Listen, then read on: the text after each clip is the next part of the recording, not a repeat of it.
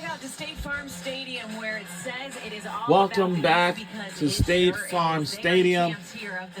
We are now going to join by our players who have won this game.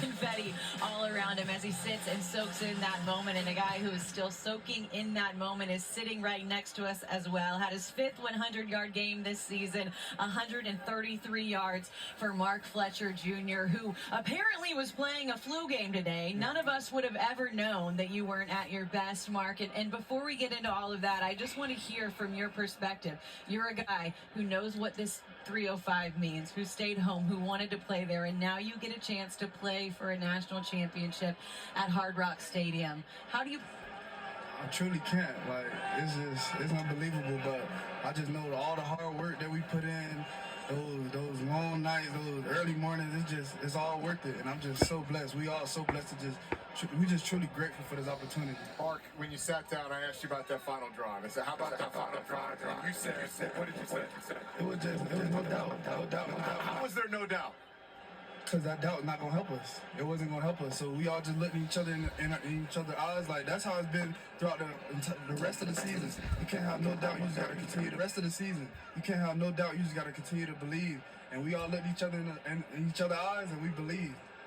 I tell you what, just watching you guys all year, and we talk about the yards and the carries, I've been so impressed with how well you guys pass protect in the backfield. Yes, sir. I mean, you guys stick your nose in there, and there's no back down.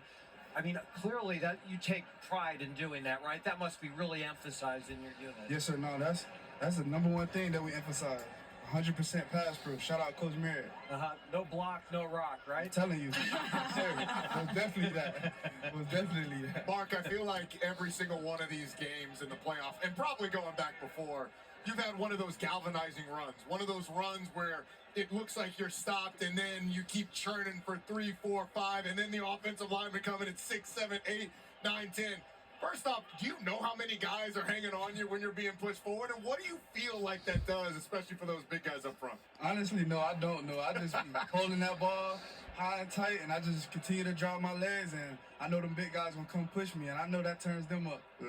Was there a point this season that you guys just said, you know what, our offensive identity is we're a downhill, we're going to run the ball down your throat type of team? It seemed from early in the year to the midpoint, kind of your fastball and your bread and butter became that. Yes, sir. No, most definitely.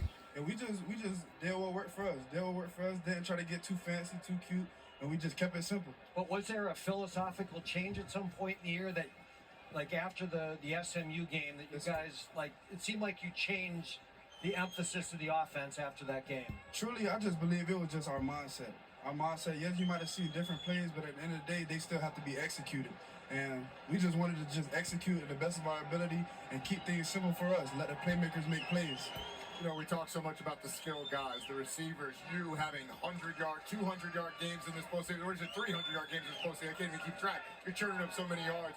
But those guys up front have grown together for years, especially on the right side of that offensive line with Inez Cooper and with Francis Mauigoa. What has their leadership meant to this offense? It means everything. Those guys are the hardest workers in the building.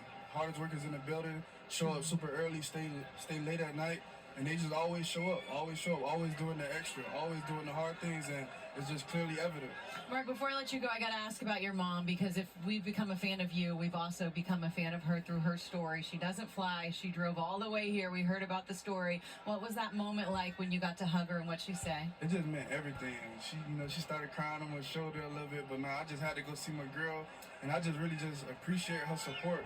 She doesn't have to, do that. And the fact that she does, like, it just means everything to me. So I had to go hug my girl. There's a lot of people that are excited. It's a home game for Miami in a couple weeks. I know your mom is one, too. She's going to have to make that long drive. Most definitely. Hey, Big Mark is proud of you. I know it, man. Thank you so much for that. He is, for sure. Mark Fletcher Jr., we appreciate the time. Congratulations on all this success, and we cannot wait to see you playing again in the national championship game. And feel better. Thanks for joining us. Yes, ma'am. Thank you so much. Take out vitamin C now. We're going to get healthy, and we are glad that you were able to be out there. I know nothing would have kept you off of that field. Nothing would have kept Carson back off the field. Look who his bodyguard is. Eric McLean. What do you know? Security is walking him straight over to our set. Got to get the TV time in. We'll have Carson Beck, the quarterback, joining us after this. Wow. When you